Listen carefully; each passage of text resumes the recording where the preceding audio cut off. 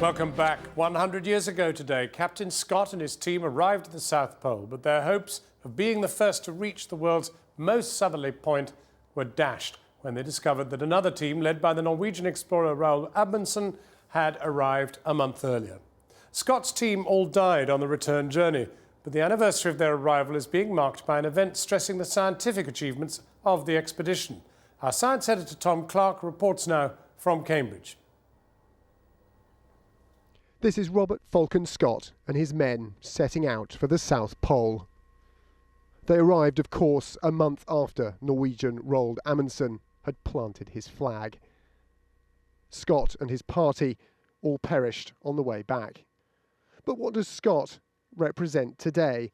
The quintessential British hero or the leader of a doomed and defeated expedition?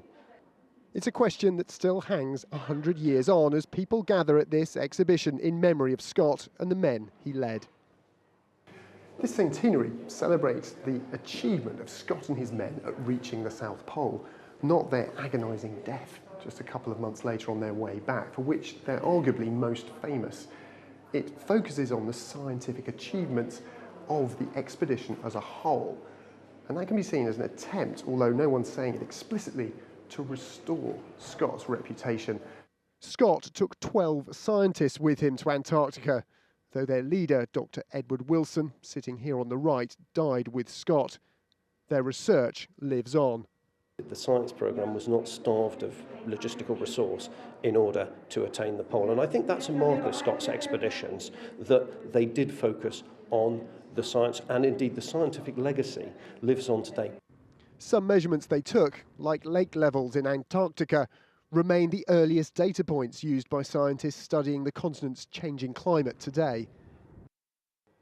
As we examine Captain Scott's final words in his surviving notebook, his granddaughter tells me how hurt the family have been at suggestions he failed as a leader. Nobody's perfect, so he wasn't perfect. But I think he was a good leader, and he made mistakes. But I think, as he said in his own diary, they took risks. But I think mostly they were reasonable risks, and they just were pretty unlucky in a lot of cases. In his final letter to his widow, Scott wrote, "I think the best chance has gone. We've decided not to kill ourselves, but to fight it to the last for that depot. But in the fighting, there is a painless end, so don't worry."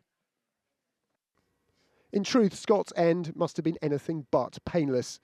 So while his scientific legacy may be increasingly important, it's the bravery of Scott and his men in the face of unimaginable adversity that must be their indisputable legacy.